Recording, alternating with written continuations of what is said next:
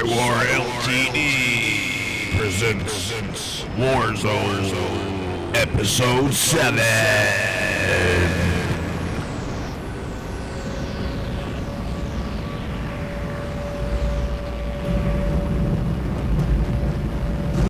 All right, and welcome back to the Warzone, featuring your host, Dr. John Hammer and Lord Balor. How you doing today? Good. How are you? It's nice to be here again. Yeah, doing good. It's great to be here again. We've kind of been on a little hiatus, but some things been going on behind the scenes, but it's all good.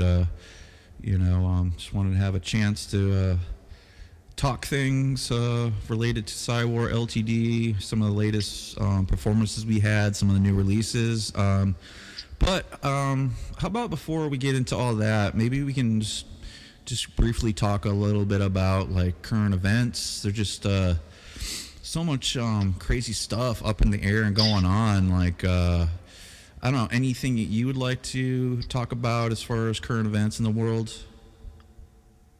I don't know. The one thing that's come to mind that seems interesting, I haven't really followed up on it though, is that Trump, of course, released all of the JFK, RFK, and Martin Luther King Jr. assassination reports. Wow, I haven't heard that. That's very interesting. All I've seen has been sort of the response on various sort of conspiracy theory groups online automatically saying, of course this can't be true. Of course this has to be a ploy to get beyond us. But it's curious to see it from that angle as they've been going through it again. Yeah, that's I need to look into that. That's really interesting.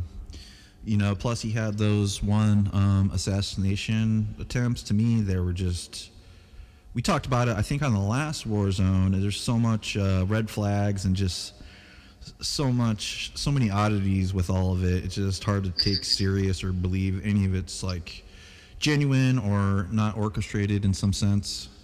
Mm-hmm.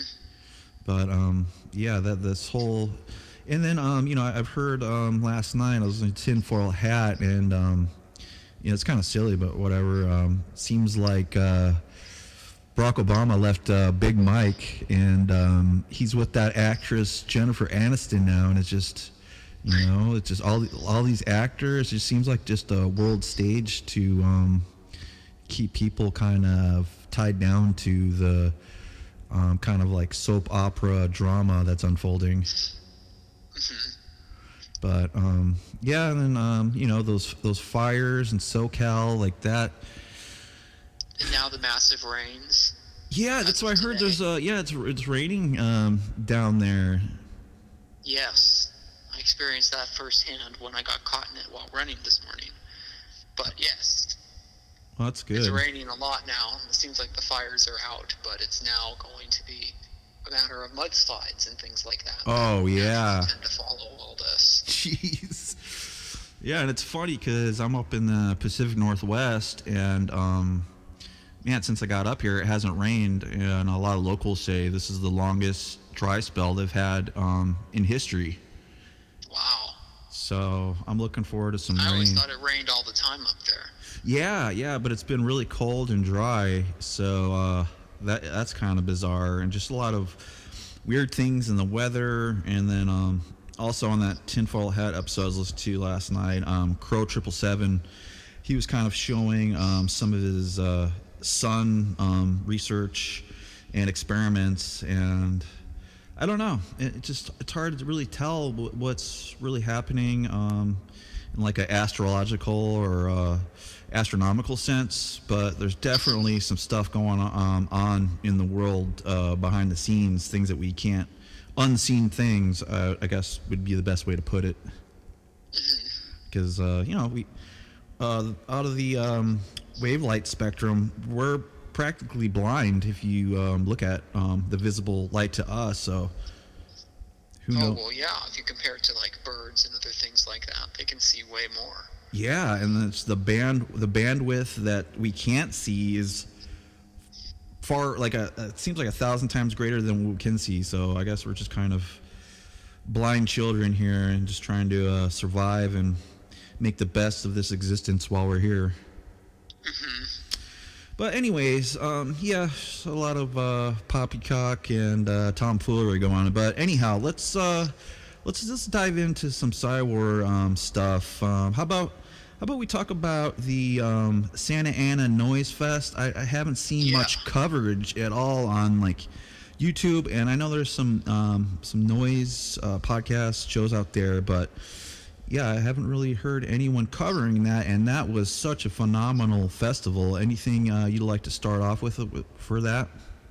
Well, one thing I've noticed is that it's true, there hasn't been like coverage of it, and I guess what you could call noise media or really on any noise forums. Yeah. One of us could probably actually rectify that to an extent. But the one thing that I have seen is that many of the people who performed did record full sets or nearly complete sets. I think I've seen close to 10 videos, counting our own, of the people who performed. That's cool. Which is really great that it's all preserved out there. Yeah, and I want to thank you again for getting me in contact with Mark and being able to get on that festival the last minute. That was a great amount of luck to get that to happen, too. Yeah, that was. It was really amazing. It was, and it was just, I don't know, it was just kind of a magical evening. The first full set I got to see was yours, and man, you just really nailed the sound, and that was a really great. I mean, there was probably performances before, but I missed them. But anyhow, the Auto Phagia, the new pedals you got, your Korg, everything. It sounded amazing. That sound setup they had, the acoustics, everything in that room. It was just so well done. I'm looking forward to doing more shows, seeing more shows, and kind of that kind of arts installation type environment. Yeah, and just for the record, for the listeners and whatnot, it was held in an art gallery, so it wasn't like a traditional music venue with a stage and things like that. They brought in speakers and set up 2 different stages that people traded back and forth with. Yeah, and it was all timed out very well. They had 2 rooms going. It was just very professional, very well done, and every act was great in their own way, and there was so many of them. Any real standouts or anything you'd kind of like to highlight about the festival? I really liked that. I think my favorite thing about it was that it wasn't structured like a typical concert where they had like obvious headliners or something, though they sort of did. Right. By having sort of progressively bigger acts as the night goes on, but there weren't any like obvious, huge, internationally known names, so to speak. But what I liked the most about it was that really all different aspects of noise were featured there, from just sort of traditional pedal noise, traditional American pedal noise, I guess, to more outsider weird noise with, I forget what they're, War Hippie and bands like that, as well as in more industrial lean and power electronics things like You and Heretic, to Eddie and Whorehound and those groups. Yeah. To it just was all over the place with it. Even sort of with Mark's own project, what he opened the whole day with was very much like absurdist Nurse with Wound like experimental sound collage. Oh, that's cool. I really missed his set. That he balanced everything. Yeah, and that's unfortunate. I didn't even know he was performing, and hopefully I can try to find his set online or something. Yeah, I think they've performed at several things, so even if that set isn't there, I think it will be findable somewhere, something they have done. Yeah, and a lot of the names I remember, but some of them I forget.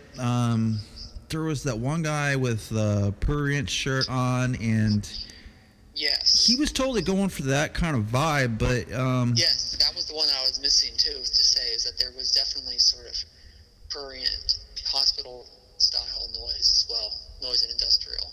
Yeah, and then a lot of the projector stuff was cool, like Cop Funeral, and then yes, that one alien performer, I forget the name of his project, but that was really interesting. Weird Roach, I think.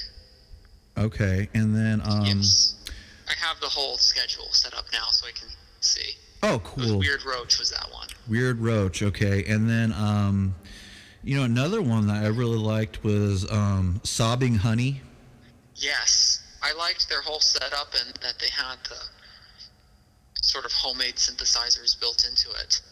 Yeah, and that one guy we're talking to after the set, he had kind of like that military grade type oscillator, and that was very cool. Yes. I'm actually excited because I'm going to see them again this Friday. Oh, as that's an cool. Opening act for Lucas Grandpa Abella, if you've heard of him. He's the guy who runs a modular synthesizer through...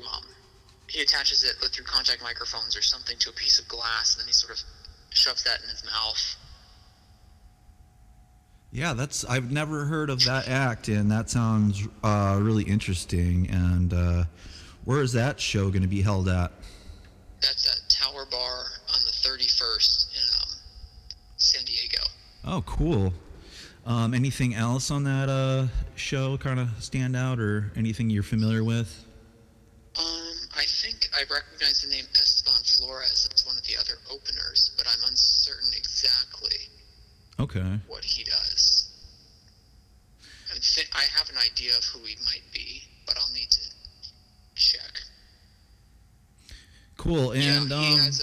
I know who it is now. He has another project called Monochromancy, where it's sort of drone guitar like Sun. Oh, cool. And I've been hoping to see him perform somewhere live for the last few years. And I think that's a great thing about noise, too. There's just so many... It's just so liberating to just go to a show and just have so much variety. Yes. It's not just, when you go to like a death metal show, all the bands pretty much sound alike, but... Exactly. With noise, you never know what you're going to get, and that's like... that one group that played before me, they had kind of like that Nurse with Wound coil type sound, but it like that almost blew my head off with the they had the brass instruments and and it was so loud, and I didn't have my earplugs, but it was it was an intense night of noise for sure. Yeah, I really liked their set too.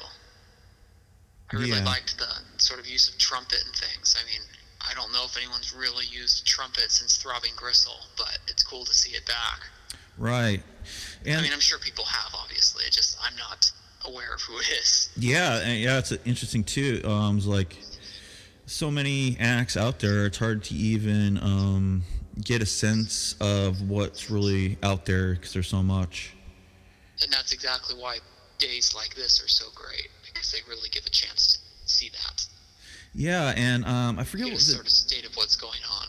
I forget what the name of that one performer was. He had like long hair, and he had some really interesting gear, like that spring box, and he had that one. That was Jay Howard. And he had that one thing. It was like a chain that would just start like coiling up on itself and like reverberating, and that was very cool. I really liked the whole amplification of all these metal objects while still sounding sort of acoustic. Yeah, it was very acoustic and very DIY, but also, very noisy too. Yes. He's definitely someone I'd like to see again. I really was excited when I saw his sort of box with all these springs extended across it. Yeah, and that was... I've always wanted to build something like that. Yeah, me too. There's just so much, also with noise, it's just kind of like anything goes. Like, wherever your imagination can take you, you can build something and just completely be creative instead of just going to the store and buying a guitar and getting an amp, and there you go. It's like, Exactly. So much creativity involved. Yeah, that's why I was listening to, for instance, a few weeks ago, I found a copy of the Green Army Fraction album Cast War. You're familiar with that? No. And it was good. It's power electronics from Sweden, I think. But it was still just that sort of, here's a synthesizer, I put it through some distortion pedals, and then I add vocals. And I think that works and is a very solid approach, but it's not necessarily the most, like, conceptually interesting noise in a formal sense. Right. Like with some of the people here using, like, trumpets and all sorts of things. They're still making noise, but a lot of different approaches and just sort of like, what is the simplest way to make noise?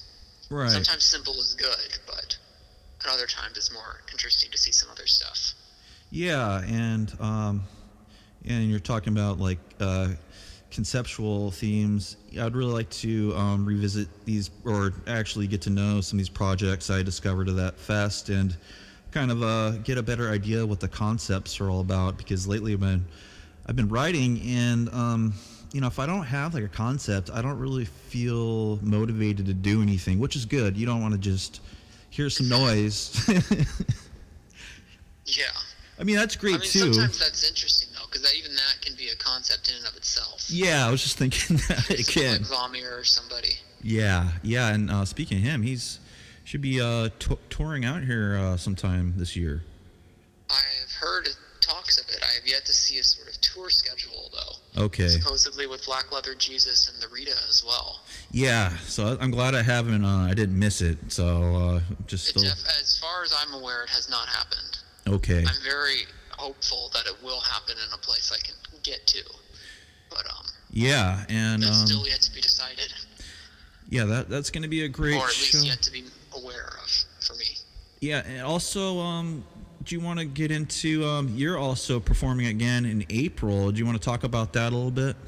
Sure. So the next show that I have for Auto Phagia, it's not being done by Brian of Speculum, but I heard about it through him.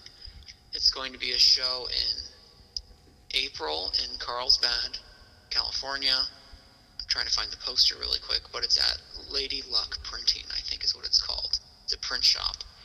And it's pretty much a whole stacked bill of a bunch of different local grindcore and noise bands, plus Project Haru Specs from Arizona, who's coming out here again. He's the person who played right after me at the Noise Fest in Santa Ana.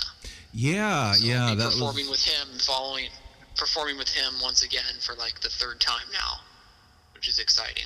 Yeah, he seems like a great guy, and I forgot to mention his set. Yeah, he went on right after you, so that was like, great back-to-back.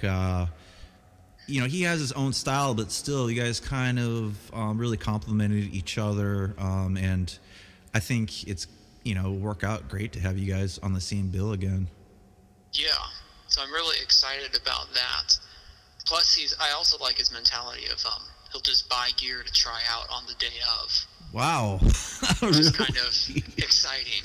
Yeah, that's cool. Yeah, to see what does and does not work. Yeah, he was. I talked to him a little bit outside of the club and or the gallery, for that matter. And yeah, he was talking a lot about gear, and yeah, I'm looking forward to hearing more. Do you know if he has any like physical releases out, or like a Bandcamp or anything? I believe he did an album recently. Okay. We can maybe try and find if there's a Bandcamp and put that in the description or something. Yeah, for sure. Whenever this is done. But I know he has some CDs that he's done recently, and I know he also does visual art that goes along with things. Well, that's cool, and yeah, definitely, he's someone I'd like to reach out to in the future soon and see if he'd be interested in contributing to like a compilation. Yeah, I think doing a compilation or something with West Coast or Western U.S. noise would be really cool. Now that we have some sort of ideas of people who are active out here a little bit more clearly. Yeah, and real quick, I need to circle back, and I almost forgot to mention Prolapse Catholic.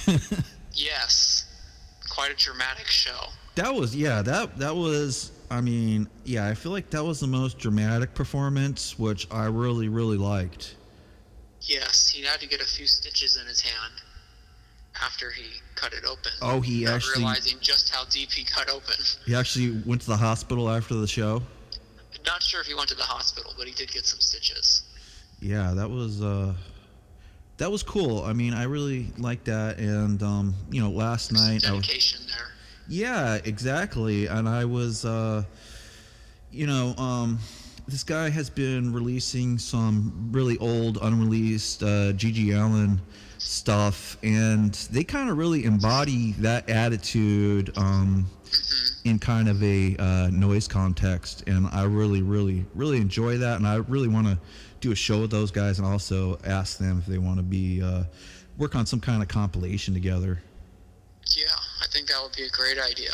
Because, I mean, I think I've been in contact with Seth, one half of them, for quite a while now.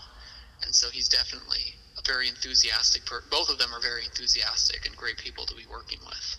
Yeah, and they seem very active. And there's that one video of them playing at some just random sports park in Lake Elsinore. And I just really liked it. Yeah, they're kind of like guerrilla shows, just out in the middle of some park, and very, very, very cool act. I mean, those guys, they're going to do great things, or they're already doing great things, but more great things are to come, I can see. Yes.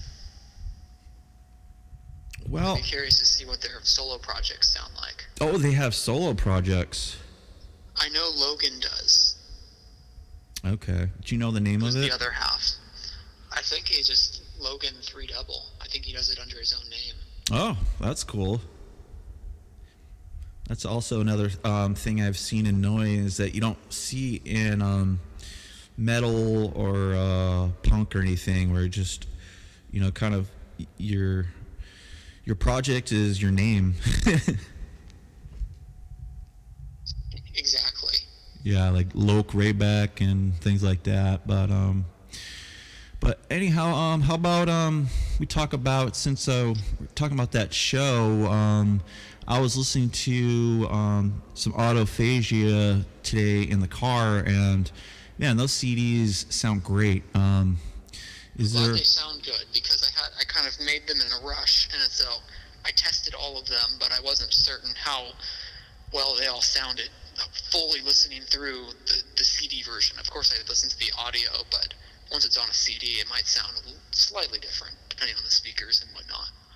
Yeah, it sounds very dark and brooding, and you can really hear those fuzz pedals.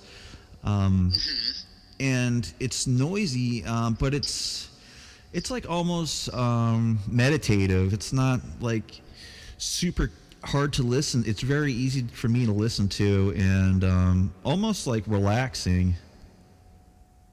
Yeah, I'm going for some sort of I'm realizing now more and more like how much listening to some of the Mania recordings affected how I approach noise going on, because they really balanced very well synthesizer and metal.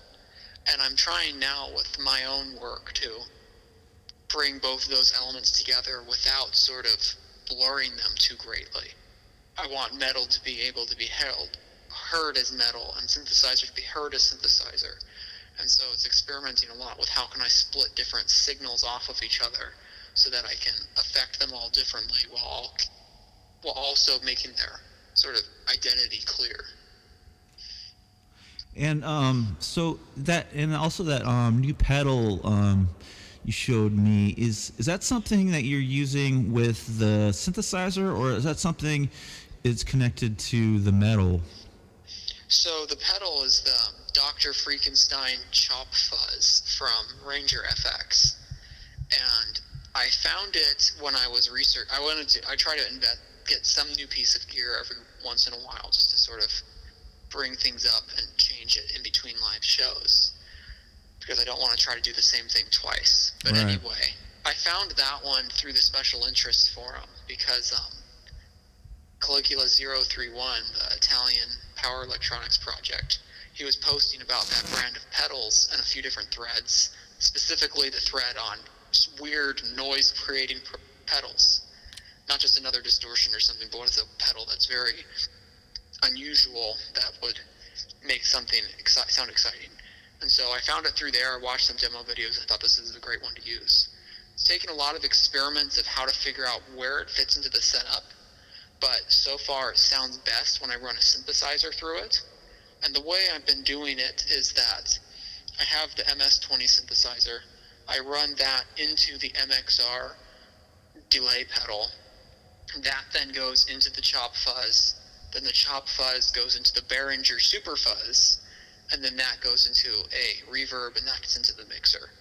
And the reason I have to put it before the Behringer fuzz is that the Behringer has a sort of bass boost feature on it, and a general sort of boost to the sound.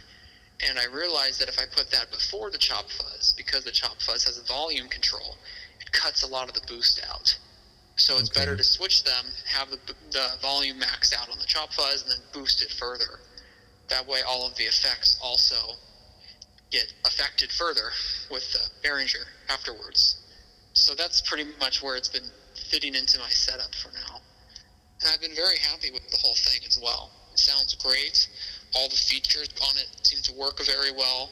And I'm only now starting to realize just how cool the pressure pad that it comes with is. There's different places you can plug it into to control each of the effects, depending on how much pressure you push down on it. Well, that's cool. And also, that pedal has very nice aesthetics that I feel fit with the whole concept of noise, power electronics, death industrial, just the look of it. Yes. I mean, it's so much to the point where I've seen some people online saying, I'm not sure you could really play a guitar with this because it's so chaotic and weird. It seems like it really is built for noise. Yeah, and that's also funny because when you sent me that, I was really interested to check it out. And on YouTube, it's hard to find anyone giving like a sound design demonstration with synthesizers. It's usually if there's a pedal and they're kind of reviewing it or doing a demonstration, it's usually with guitar. So I feel like there's a huge void in the world that I feel like there needs to be just more synthesizer demonstrations with so that's something we can do, I think. Yes. The ones that I've seen actually that were surprising was the Hizumitas pedal. I don't know if you know that one, but it's a fuzz pedal that's sort of branded from the band Boris. Okay. And so they have their like trademark pedal, and that has a demo video where they run it through a synthesizer as one feature briefly. Oh, cool. What's better is I found one guy on YouTube when I bought my Rat pedal, and the reason I bought it is because of this one guy who was deliberately doing noise demos of using how does the Rat compare, I think, to the DoD death metal distortion pedal in noise. Okay. And so he tested it with contact microphones, the shaker box, and with the synthesizer. Oh, cool. And directly compared both of them. And I thought that was really cool that he did this, like, I'm doing this as a demo video for noise. Yeah, I need to check that one out. Maybe I can put a link in the description of that one. Like I said, I feel like there should be more of that, just to give noise enthusiasts kind of a bigger picture of the capabilities of these pedals or instruments. Yes, and of course, just because there's no demo videos doesn't mean there isn't any information. I mean, Special Interests and the Scream and Writhe forums both have threads to talk about gear, but again, reading people's descriptions can sometimes only go so far when you really want to find a certain sound. Right, yeah, and I was scouring Special Interest a little bit, looking for something about that pedal, but I just kind of glossed it over. I've been kind of busy in a new town exploring things, but definitely have more time and actually a roof over my head to do, get back into music or noise and power electronics productions, and and that one pedal still on my list, that Death by Audio Echo Dream 2, which is, it's similar to the I'm sorry, what was the name of the pedal we were just Franken Dr. Frankenstein one? Yes. Chop Fuzz. Chop Fuzz. Yeah, it just I'm really interested in unique fuzz pedals that have other elements to it. For instance, this Echo Dream 2 is actually a fuzz echo pedal, and it has also like a one of those noise, like a vintage noise filter or like lo-fi filter or whatever you want to call it, built in. And yeah, it's an interesting time for synthesizers really and pedals. Cool. Yeah, it's a really interesting combination, and I'm not sure how I would fit that into a chain either. Yeah, me neither. But sometimes it feels like you want the fuzz or something first, so that it gets affected by other things. But you usually would put like an echo last. So it's really interesting. Yeah, and I think I'd really want to use it for vocal effects. Oh, that's another good idea. Yeah, because I was looking at watching my just kind of studying the Heretic performance, and one of the things when I'm playing at high volumes, sometimes the effects on my mixer get kind of drowned out by the gain, and therefore that performance, the vocals were very dry, but I somehow made it work, so it's all right. But I want to. The vocals sounded really good, and I think the reason they sounded good is because you fully committed to them. Yeah, I really put my vocal cords on the line for that one, but I don't. This is the way I am, kind of. With the performances, but in the future I kind of do it right. Yeah, in the future I kind of like to preserve my throat a little bit, because it was pretty damaged for about 2 weeks after, but it was all worth it and body heals. But anyhow, I think that echo delay, it's gonna give me ability to have kind of a wetter, more release and less of a dry signal for the vocals. Definitely, especially if you intercept the microphone in the mixer itself. Yeah. If the mixer effects are getting lost in the gain, then just adding on a separate unit is not going to get lost anymore. Right. Yeah, and I'm working on finishing up the Heretic album. So hopefully, I'll have some slim lines soon for that. Maybe taking them some record stores around here and trying to do a consignment, or just maybe even promotional, just free-for-all type thing like we've done in the past. And that worked out very well. I mean, they reached out again afterwards, right? Yeah, he reached out again, and he was interested in some more PSYWAR stuff, so I sent him out the Mind War Hypnostic Hermit CD, and I think Mindcrawler. I sent him a little box, just like multiples, little sampler box, like I've kind of sent out to Freak Animal and others, just to spread the CDs around. And it seems like the Miko is distribute those PSYWAR CDs to some people, and they've actually seemed like they updated the Discogs themselves. Yes. Which is cool. Someone did, which was really amazing. Yeah, so I don't know, if they didn't like it, I don't think they would do that. Exactly. It's too much effort for something someone actively dislikes. Unless it was something you hated so much, I don't know. But I still need to go through the Discogs sort of update history and try and figure out who it was that ended up doing that. But I find it very exciting that it's on there. Yeah. And that PSYWAR is now recognized as a label on there. I know, and I think, I don't know, it'd be cool to kind of just not keep doing that, because we didn't do anything, but hopefully that keeps happening. Just people just update the Discogs. Yes. Just because, when it happens naturally, that's the best way.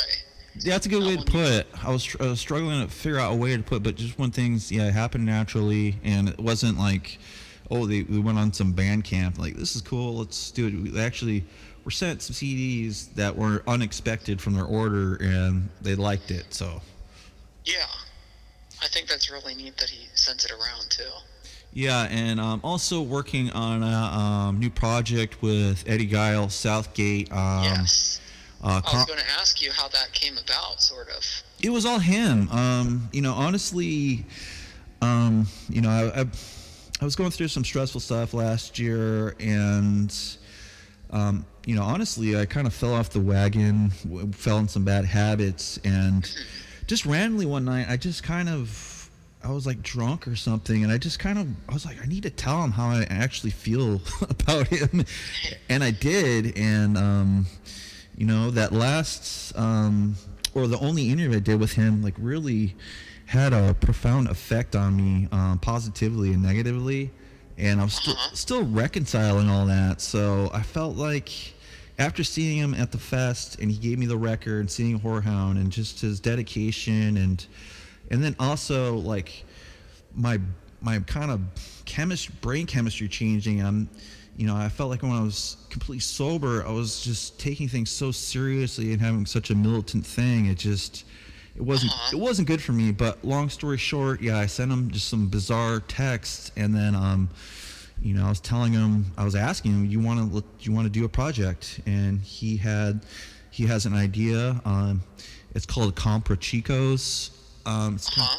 I don't know if it's kind of an obscure concept. It's like these Comprachicos were kind of like, I don't even know how you'd really describe it. They were kind of like, and it's a really dark. These are his ideas. Not that I have anything against it. I'm just kind of letting things just kind of free flow instead of, it only has to be like, psyops. But this is like old Mexico, I guess, child traffickers or like sadistic butchers, and very, very dark concepts. But I'm trying my best with it. It's just only roadblock I have is to really make this believable.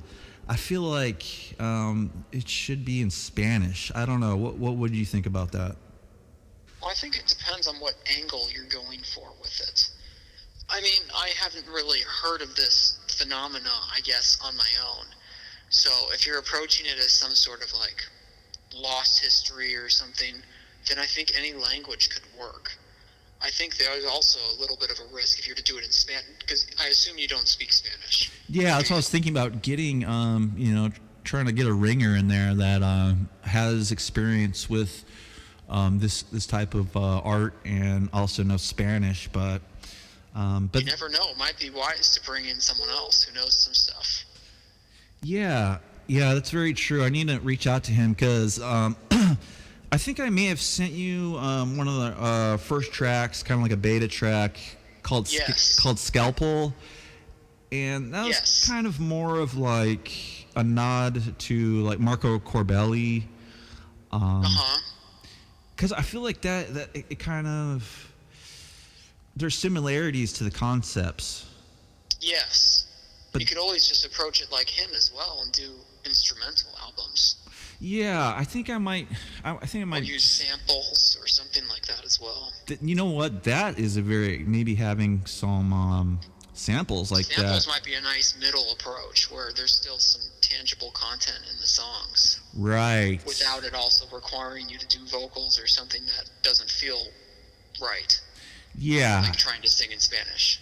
Yeah, that might not be the best, but it's still in infancy, and he's sending me samples, and I'm just trying to get it all together. But you can expect Comprachicos CD coming out soon, along with the Heretic CD, and hopefully we can make more of those Mindcrawler psychic violence CDs, because that has been on heavy rotation for me. Yeah. I really liked that album as well. Yeah. We put on it. Yeah, and yes. It's funny how we're in the studio, and I don't know how I was just wanting to just do something completely new, and it just ended up being a Mindcrawler album, but it kind of has like a different vibe. Yes, I think it does. I think being in the studio itself is a different vibe to the whole thing. Just doing live recordings and whatnot. Yeah, it makes a huge difference. Yeah, especially using tape, the Tascam 4-track. I think that really added an element to it that we haven't really had in the sound before. Yes, I really liked that, and I really liked the non-digital approach to the whole thing. Right. I also liked that we just sort of edited it after. We had this whole big thing that we did. It was recorded, and we liked it, and then we assembled out of that. I really like that process of assembling out of something that you already have. Yeah. I like that too because we've kind of recorded basically like one take onto. Yes. Or actually, it was two because I remember I was having some technical difficulties, or I think we had to change the placement of the mic, or something happened, and we re-recorded. But anyhow, yeah, it's basically a one track, but it's an album. Yeah, it's kind of been reworked, not really edited, just kind of just taking rearranged the sequence of Exactly. songs. So Yes. And then, of course, I also put on, I think, something that we recorded the last time we were in the studio as well. right. I'm fairly certain. Yes, it was. It was the first time we were in the studio, I think, and actively recording. That became the first track on that album. It was supposed to go to a compilation, I think, but the compilation never ended up happening. But I wanted to get that track out there somehow, so I figured this would be the best way. Plus, it kind of fits with the rest, even if it was digitally recorded. Yeah, and I was actually thinking about this digital versus analog recording process just kind of today. I think that kind of all started me questioning that from the feedback from Miko. When he gave me his honest opinion of the PSYWAR CDs I sent. He mentioned that it sounded computer generated, but it's just interesting. That is an interesting take because I don't ever really think about that when I'm listening to like noise or power electronics. I don't ever think like, how is this recorded? I kind of just take it as it is. Like, I don't know.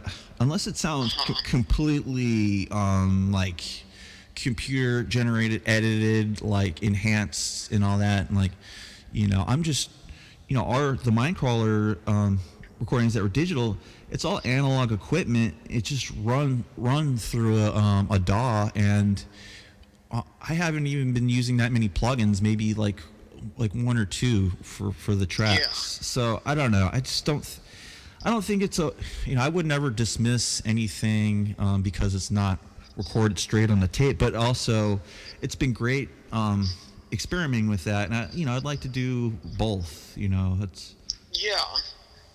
I don't like the idea just of like inherently picking one recording method over the other, because that feels limiting for something that shouldn't be limited in the first place. right.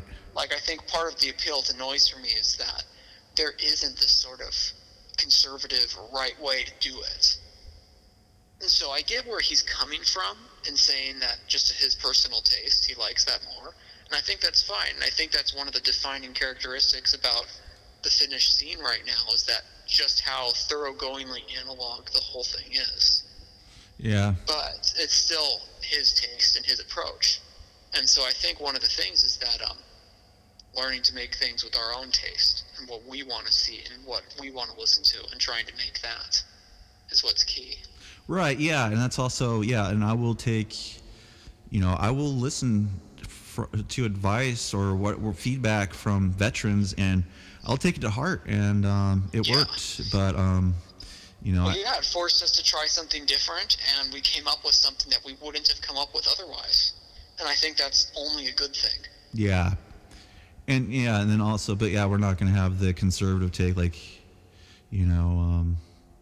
just it must be analog tape recordings for the whole thing. We're going to make noise great again. We're not going to have digital recordings. It's all analog. That's my little Donald Trump attempt. But anyhow, is anything planned for any Limforum releases? I know you just released like 3 Auto Phagia CDs, so any chance of any more Limforum? Probably not, because that was kind of like, I would say, proto Auto Phagia. Okay, that's what what I was still searching for the right name. Yeah. It's like I had a concept in mind of what I wanted to explore with it, but it wasn't finding the right name. And I actually ran it by several people, asking what their thoughts were, including KK, obviously a French speaker, saying it sounds good. I shared it with Eddie, and he's like, no, never do something in a foreign language because that will confuse people and they won't remember it. So there's a lot of different people's opinions were sort of weighing in on that name, but I still went with it for the first one. And it was kind of in the general direction of the sounds that I wanted, but it still didn't feel right. Changed that to Auto Phagia, and now it's been going on from there. So in a way, it's kind of like the demo album for the other Auto Phagia demos. So there's 3 releases total now. The Lynn Form demo, the first Auto Phagia, which is sort of self-titled, and then there's a second one, which was essentially also self-titled. Cool. And I believe you have the second one. Yeah. And with the Ouroboros serpent on the front. Right, yeah, that one is great. I really enjoyed it. I like them. I like both of them, and also the Lynn Forum. I think it's all great, and we spoke at the show a little bit, but just for the listener out there, can you just kind of go over just the concept of Auto Phagia? So what I'm interested in with this project, it kind of came out of how I found myself composing noise in the first place, which is that I would keep going back I keep recording new things, and I would find those recordings at the time of their recording not good enough. I wouldn't be happy with them. So I'd put them in a file and I'd save them. And then I'll come back to them sometimes years later and be like, I don't remember even how I made this, but I like the sound of this at parts. And then I'll start cutting that up and reusing that in a new track, maybe with new recordings. And then it sounds more complete and I'm happy with it. And so to me, that was a sort of artistic self-cannibalism. And that's what autophagia means. Auto is the self, and phagein in Greek is to eat. So it's to eat the self. And so it's sort of meant to capture this revolving cycle of recording, abandoning, returning back to something, redigesting it, thinking about it again, and then producing something new. And to me, that's sort of theoretically, in terms of like the concepts that become attached to the project, is something that I see reflected in like the work of Georges Bataille, talking about the importance of the solar economy and waste and decay, and how everything is sort of held together in one big circulatory system that sort of contains all life in the world. And I'm just sort of thinking about those ideas in tandem with it. And I guess that's what I'd sort of describe as the guiding principle right now. And then also building off of that, I get one more thing, is if my thing is sort of meant to be self-contained and self-consuming, then I don't want there to be a strict border of the self of the project. I want it to be able to permeate with other people introducing sounds into recordings that I made, that I then reprocess, or me appropriating sounds from other people, sort of working them into the whole assemblage that I'm creating. And I want to try to do more in the future with collaborations with people and things like that. Yeah, that's very interesting, and I think the Circle of Ouroboros represents that concept perfectly. Exactly. I also liked with the Circle of Ouroboros, I mean, of course everyone reads that as the serpent eating its own tail, but I remember seeing some joke comments online some years ago, but it stuck with me, is that in addition to seeing it eating itself, you can also envision it as sort of vomiting itself into existence. Oh, wow, that's interesting. If you think about it in the other direction. And I just like that way to see it both ways. In eating itself, it prolongs itself while also ending itself, and in vomiting itself out, it's sort of emptying itself and deleting itself while also creating itself again.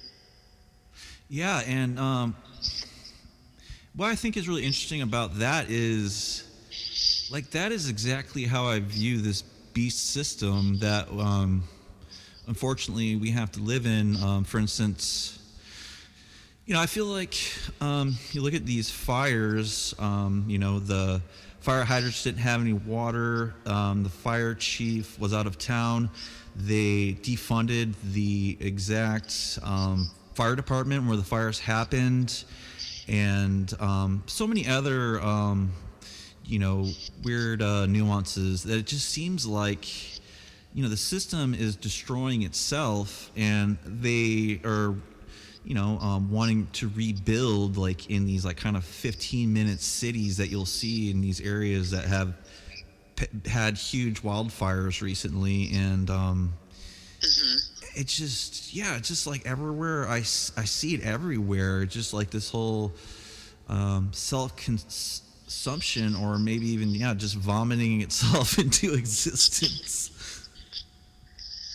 I think the thing too is that when you have these sort of controlling systems, they tend to only think about things in very discrete ways. It's either right or wrong, or there's different procedures that you have to go through in order to solve a problem. You can't just approach it directly or think outside of the box. Right. And sometimes when you think about like vomit and cannibalism and things like that as just sort of basic conceptual ideas to be working with, it kind of grosses you out outside of this sort of controlling system, and you can start to think outside of the box and think in new ways. Right. And yeah, it's almost reminiscent of like Father Time or Kronos, like devouring his own children, but it's just kind of like the cyclical nature of time. It's not, I think a lot of people see it as linear, but it's just, there's summer comes again in a circle. Exactly. And it's like a universal concept, and I think it's very, very cool. Yes. I think when you think in terms of linear time too much, it brings you into sort of the circle of science and things like that, which have their place, but they're also restricting in how you think about the world. And if you look at the world only with a scientific mindset, you're going to lose different aspects of it that are very important, ethically speaking. Like, if you only think in terms of science, you'll look at a forest and be like, okay, maybe these trees are not valuable as a resource, but these ones are, so we'll get rid of those other ones to clear space for these ones, or vice versa. And that's just one example, but you could think of lots of other things maybe. But when you start to think outside of that, and you start to look at nature as something, nature is just one example, of course, as something that contains values and ways of functioning beyond just the linear thought patterns in science, I think that's very important. Right. And and you see cycles in nature, and then also nature is constantly devouring itself. Exactly. The animals are out there eating each other. The layers of just leaves deteriorate. The trees that are cut down, the slash, it deteriorates. It just all goes back into the soil, and that recycles down into nutrients, and it's you just can't get away from it. Well, we think we can by how we sort of segregate ourselves as humans outside of it. Yeah, you drink your water out of a plastic bottle rather than out of a river or a well or something. All of that sort of estranges you from the whole thing. Yeah, it does. Forget about this bigger system that you're actually part of. Right, and that's why one of my goals is to just kind of live in nature eventually, and instead of having a timber framed house, just making something more natural, something that fire will never burn. Although the area I live will probably never burn, if it's just just trying to just thinking outside the box, living outside the box, and there's a need for boxes to put things in and to organize them, but there's a use for there everything. There are also limits. Yeah, and it's also very limiting, like you were saying, like right or wrong, left, right, those types of dichotomies that like in nature, what is wrong? Like, is it, if a wolf goes and eats a baby deer, is that wrong? Like, there really is no wrong in nature, and there really is no right either, except for, I feel like, when agencies or industrial organizations try to get involved and manage it wrong. That's all. Yeah. I think that's true. That things are good when they sort of continue the cycles of nature, and they're bad when they disrupt them. Right, just kind of let things happen naturally, and that's also like a lot of the fire data they use for a lot of this climate change propaganda is only from 1985 and above. All the other fires prior are left out because they were so huge, and millions and millions of acres every year, but lo and behold, we still have forests. If they were that bad, the fires needed to be stopped or whatnot, we wouldn't have any forests left. But it's just as natural as snow and frost, in my opinion. But yeah, I digress. I think that seems true. But anyhow, I said we'd keep it to about an hour. We're approaching the hour mark. Do you have anything in closing? Anything you want to talk about?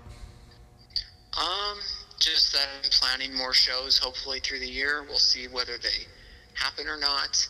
Sounds like there may be a Bastard Noise show in the Carlsbad area that I may be playing at in the summer. Oh wow! And when is that? Ryan is going to be doing the San Diego Noise Summit again in October at Shea Cafe. Well, that's cool, and I'm definitely interested, and I'll be able to travel down there this summer. So I'm hoping to catch that Bastard Noise show, and then also maybe. Nothing's been confirmed yet, but if it is, maybe we could do a collaboration set or something if you can make it down. Yes, that would be great. I would love to. I was just thinking about that today. I'm just like, we did, You did like 3 performances last year. One of them was your first performance ever. Is that correct? I mean, I had performed as like a middle schooler at like my music school's recitals, but other than that, no. And so yeah, that one at the Sardine in San Pedro in August was like the first real performance ever. And then you did 2 since then, and now you're doing another one. And I just want to congratulate you, and you're doing a great job, and these concepts and themes are awesome, and I feel like I'm a part of it, even though it's your own thing. You're definitely a part of it, because I wouldn't have been here without your help and without you being inspiring as a partner. Well, I really appreciate that, and also likewise, you've been a huge positive influence on me, and especially seeing how you operate and how you network with people and how you go to shows like a sober mind. Most of my life, I just thought you had to go to shows drunk or high or whatever. But it's not good. Just it could be okay if you can manage it, but I've never been able to manage it in the past. And you've really helped me, make improve my life. And I just can't wait to do some more performances and get some more CDs and stuff going, and eventually maybe doing a tour here in a year or 2. I think that would be a great idea. Once you get some connections of good venues and maybe a few people who are promoting shows, then definitely. Yeah, maybe we can get some friends to come with us. Maybe we get Eddie or someone to hit the road with us and become road warriors. I think that's a great idea. Well, cool. I think that is a very, very good note to leave off on. Although in the back of my mind, I'm thinking about that 666 volt battery noise that you posted in special interests and many other things. Oh yeah, that box set is very good. I would highly recommend it to anyone who's considering it. And I've never heard of that, and just the reason why is because I was talking about kind of positivity, but. It seems like a huge push to be positive all the time, but the power of negative energy. Exactly, and batteries. If your battery in your car was only positive, it wouldn't work. Your vehicle would not work, and I don't think our bodies or anything would work without negativity and darkness and tragedy and pain. So, that's definitely a project I've never heard of before, and I need to check that out. It's definitely worth listening to. And I saw the Noise Extra episode, and that made me even more interested to learning more about this artist. And if anyone wants a cheaper way to find something from him without having to get the whole big box set, there is the RRR Records Pure CD for $3 on his distro right now for 666 volt battery noise. Well, I know what I'm buying today. I don't think that's in the box set either. That's cool. So, yeah, go get that and a few other Pure CDs and recycled tapes and whatnot for like hardly anything. Yeah, that's awesome because I'm a big fan of those. I have a few. I got the Vollmer, I got the Black Leather Jesus, I got the Death Factory, and a few other recycled, and I'm going to get some Pure tapes. So I think I'll be ordering those later this evening, just as a little reward. That's my plan to do maybe next month or something, is to do an order from him and pick up a few things. Well, cool. There's a lot of nice stuff there, and they're all very reasonably priced. Yeah, Emil Bulio, a good guy. He's got some cool videos, and he's just, one of the originals. Apparently did 100 noise shows in a year once. Wow. Well, I guess when you have your own record store, it's play every night. Play one every night. Yeah, that's. Hopefully, I can get there one day, having my own storefront somewhere. But in time.